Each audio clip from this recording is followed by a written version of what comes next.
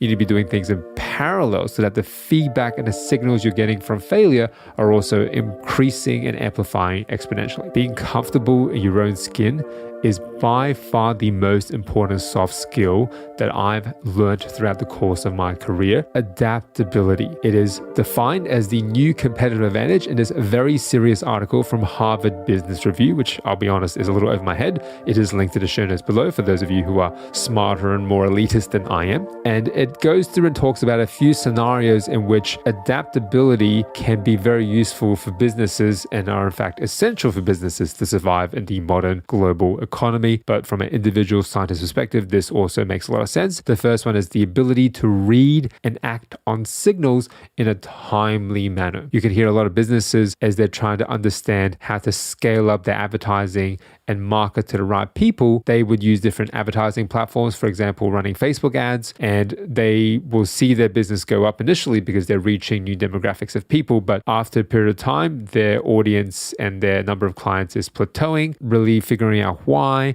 And it's only after a few months of running the same ads across all the platforms where they realize, well, hold on, we're actually wasting money on Facebook ads. All the people that we can reach through this marketing avenue has been exhausted. Let's pivot and try something else. If they've read the signal of the plateauing client base and went and looked at the analytics about how many people are being reached through Facebook ads in that particular quarter, and they got that information a little earlier on, they could have saved a lot of their budget for marketing that quarter. The same applies to doing experiments. How we know if a failed experiment is failing because you're not asking the right question, or if it's failing due to like a technical problem you did while setting up that experiment. And I think it comes down to doing a lot of things in parallel so that you're engineering the feedback into the design process. So instead of saying, I'm going to do one experiment this week, and depending on the result of that one experiment, I'm going to go and do a second experiment next week. You should really be doing maybe not 10, let's say 3 experiments in parallel, each of which have something slightly different about them.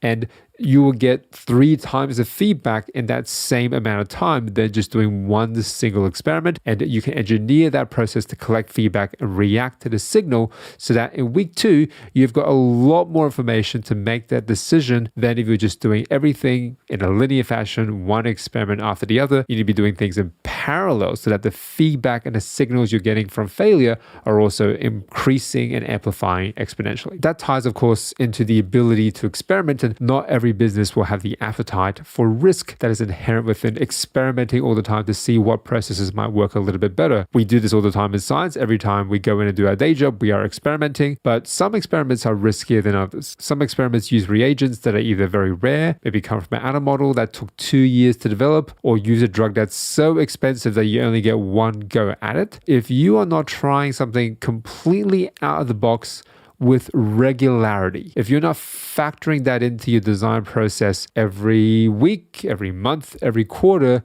then you're actually doing yourself a disservice, because some of the most interesting leads in science and innovation come from unexpected avenues of thought and just trying things out to see what would work. The same could apply in business.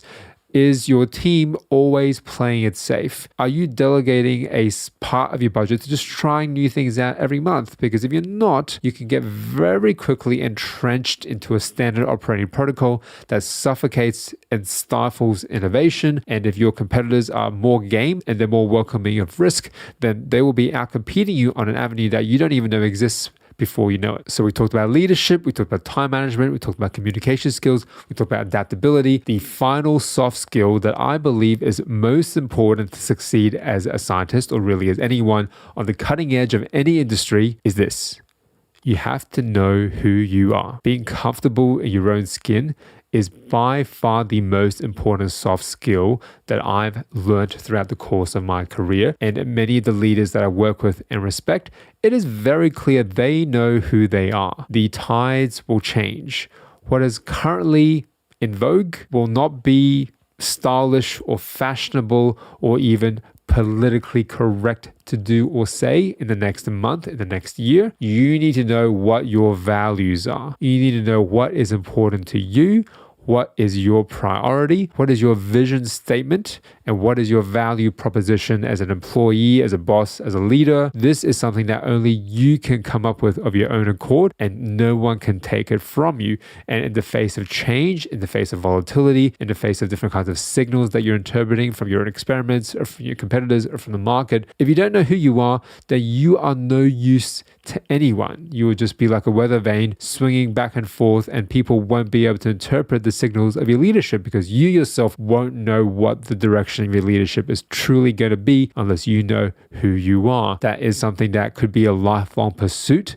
But what I would recommend, especially for early career academics, is don't just spend your entire life on work. If you are defined by your work will let you down. Your work will disappoint you at some point in time. Or you are, at the end of the day, is that embodiment of work, then you're not bringing your full self into the workplace either, right? You do need to understand who you are if you take the work away, and the values that exist within your personal life need to bleed into your work life as well. And it could be as simple as having a hobby that is in some way related, yes, to your work, but not at all required as part of your workplace. And what you find enjoyable from the hobby, what you think is valuable from that skill set, that will inform your worldview and your vision statement. For me, after a lot of reflection, I am fundamentally a creative person. I infuse creativity into everything I do, into the teaching, into my style of communication, into my art design for thumbnails, into how I edit and shoot these videos, in any kind of solution that I like to implement, and also how I talk to and mentor people. I need a creative element to spark and inspire me. And I think that in turn has sparked and inspired the people that I talk to and the people that I teach. That is infused in every part of my work, and that informs my value proposition for employees. So unless you know who you are, you will not have that complete toolkit of soft skills, and you will not be a successful leader in your domain, and you won't be able to find success as a scientist or in whichever industry you find yourself in. I'm Jack. Hope to connect with you again in the next episode.